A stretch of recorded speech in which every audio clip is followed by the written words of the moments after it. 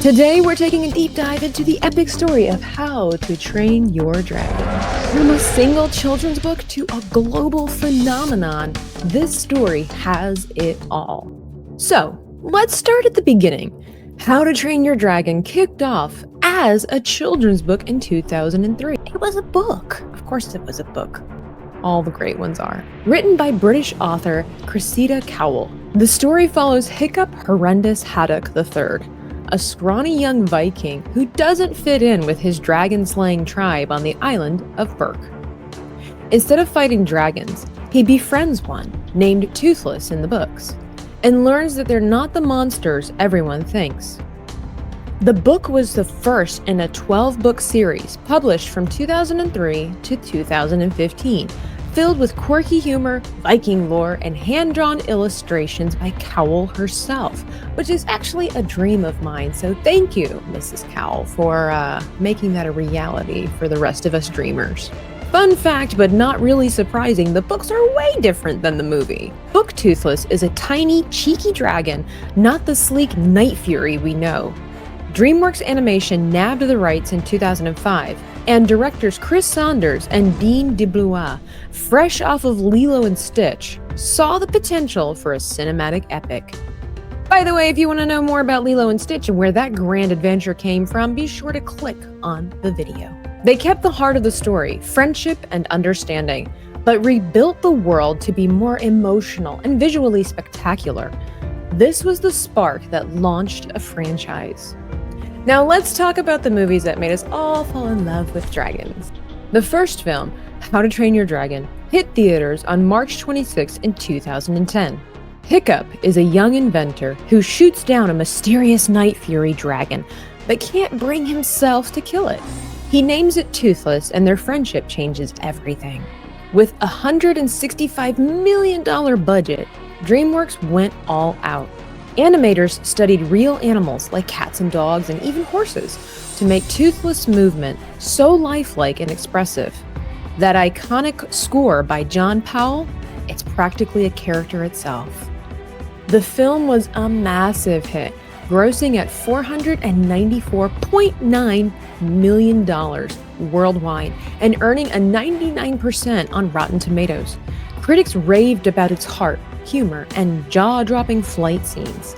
It snagged 2 Oscar nominations, Best Animated Feature and Best Original Score, and put DreamWorks on par with Pixar for storytelling. Fast forward to 2014, and we got How to Train Your Dragon 2.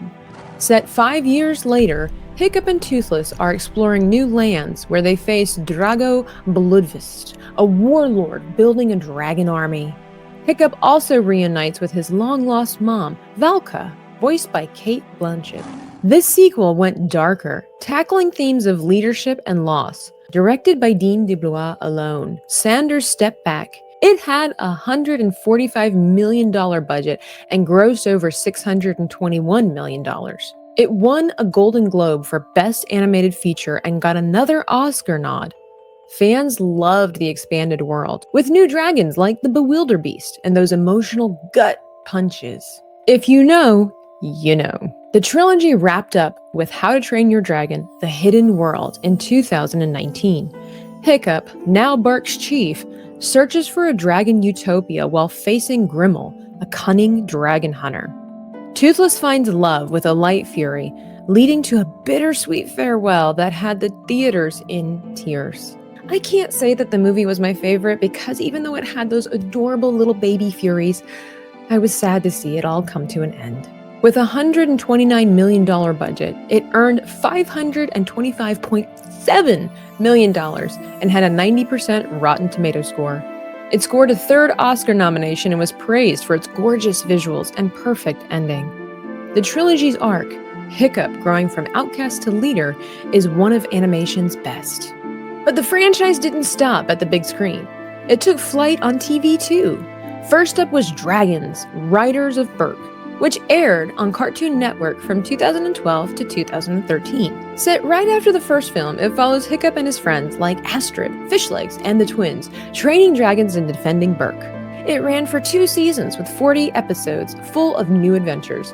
Then came Dragons, Defenders of Berk in 2013 to 2014, continuing the story with a bigger threat.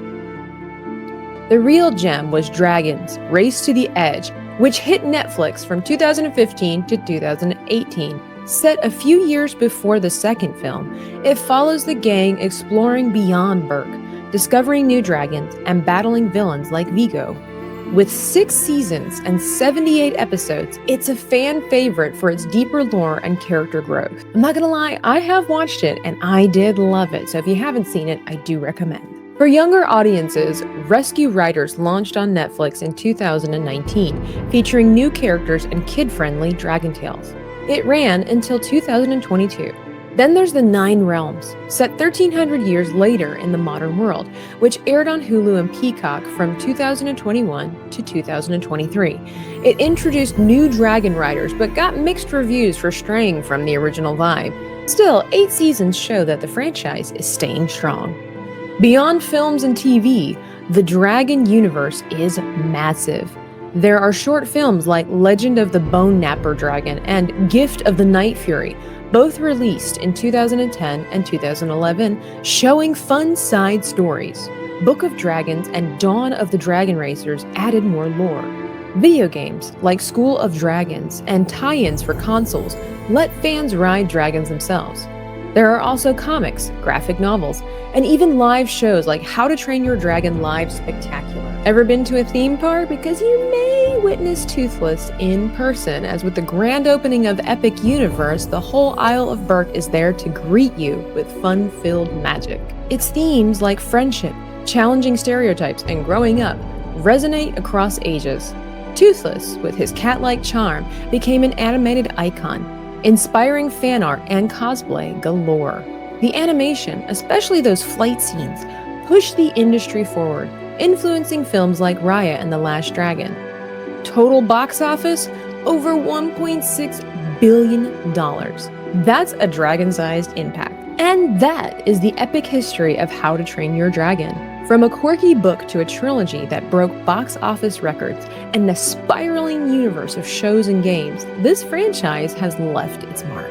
I could talk about Toothless and his adorableness all day, but I want to hear from you guys. Have you seen all of the How to Train Your Dragon episodes of the TV shows? Have you seen all the movies? And what were your thoughts when they announced they were going to release a live-action remake? So what are some of your favorite moments between Toothless and Hiccup? A personal favorite of mine is when Hiccup offers Toothless the fish, and then Toothless, as a sign of gratitude, offers it back to Hiccup in a most disgusting manner.